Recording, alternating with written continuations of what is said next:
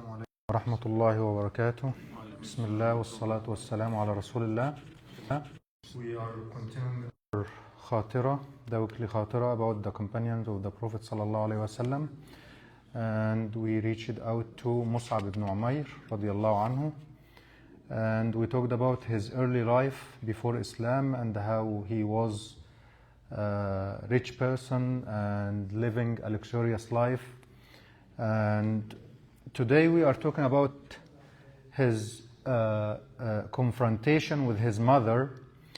Mus'ab's mother was Khunas bint Malik, and people feared her almost to the point of terror because she possessed a strong personality. When Mus'ab became a Muslim, he was neither careful before nor afraid of anyone on the face of earth except his mother. Even if Mecca, with all its idols, nobles, and deserts, were to challenge him, he would stand up to it. As for dispute with his mother, this was impossible horror. So he thought quickly and decided to keep his Islam secret until Allah willed. He continued to frequent Dar al-Arqam and take lessons from the Prophet ﷺ. He was satisfied with his faith and avoided the confrontation with his mother, who had no knowledge of his embracing Islam. However, Mecca at that time kept no secret, for the eyes and ears of Quraysh were everywhere, very alert and checking every footprint on its hot sands. Once Uthman ibn Tahir saw him steadily entering Alarm's house, then saw him a second time praying the prayer like Muhammad sallallahu alaihi wasallam. No sooner had he seen him, then he ran quickly with the news to Mus'ab's mother, who was astonished by it.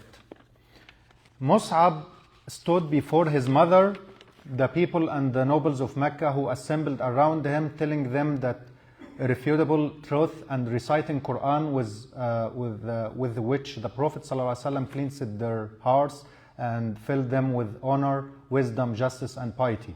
His mother aimed a heavy blow at him, but the hand which was meant as an arrow soon succumbed to the powerful light which increased radiance of his face with a nascent glory because it demanded respect with its quiet confidence. However, his mother, under the pressure of her motherhood, spared him the beating and pain, although it was within her power to avenge her gods whom he had abandoned.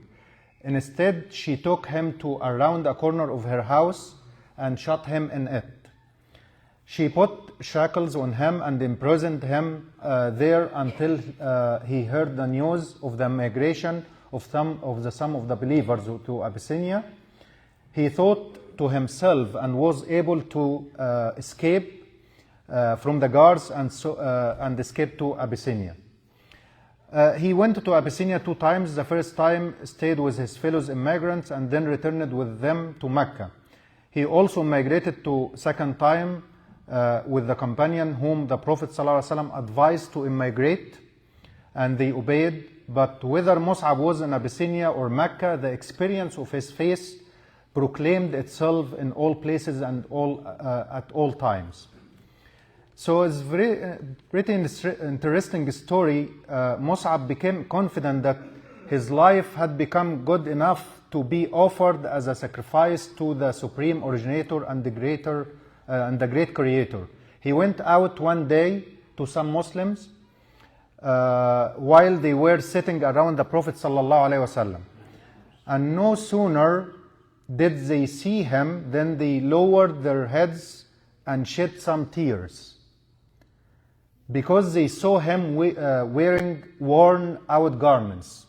And that's so strange for them to see him after he was one who is luxurious life, wearing beautiful clothes, putting perfumes and everything, and now he's wearing this. Then they started to shed tears. They were used to his former appearance before he had become a Muslim. when his clothes had been like garden flowers, elegant and fragrant. The Prophet ﷺ saw him with the eyes of wisdom, thankful and loving, and his lips smiled gracefully as he said, sallallahu alaihi wasallam, I saw Mus'ab here, and there was no youth in Mecca more pitied by his parents than he. Then he abandoned all that for the love of Allah and his Prophet sallallahu alaihi wasallam.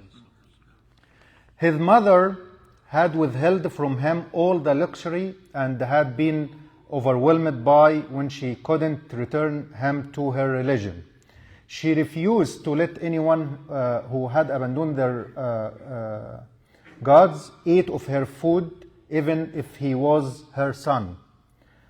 Her last connection with him was when she tried to imprison him for a second time after his return from Abyssinia, and he swore that if she did that, he would kill all those who came to her aid to lock him up. She knew the truth of his determination when he was intent and decided to do something, and so she bade him goodbye, weeping. I will conclude with this difficult moment of the confrontation. The parting moment revealed a strange adherence to infidelity on the part of his mother, and the greater adherence to the faith on the part of her son. When she said to him while turning him out of her house, "Go away, I am no longer your mother," he went close to her and said, "O mother, I am advising you, and my heart is with you. Please bear witness that there is no God but Allah, and that Muhammad sallallahu alaihi wasallam is his servant and messenger." She replied to him angrily, raging, "By the stars, I will never enter your religion to degrade my status and weaken my sense." So Mus'ab left the great luxury in which he had been living. He became satisfied with a hard life he had never seen before, wearing the roughest clothes, eating one day and going hungry another day. This spirit, which was grounded in the strongest faith, adorned with the light of Allah, made him another man, one who appeals to the eyes of the other great souls. This is like my conclusion of Khatirah today, and next time we will be talking about his great contribution to Islam, because he was one of the first, or we call him the first ambassador in the Islam that the Prophet ﷺ sent him to the Al-Madinah.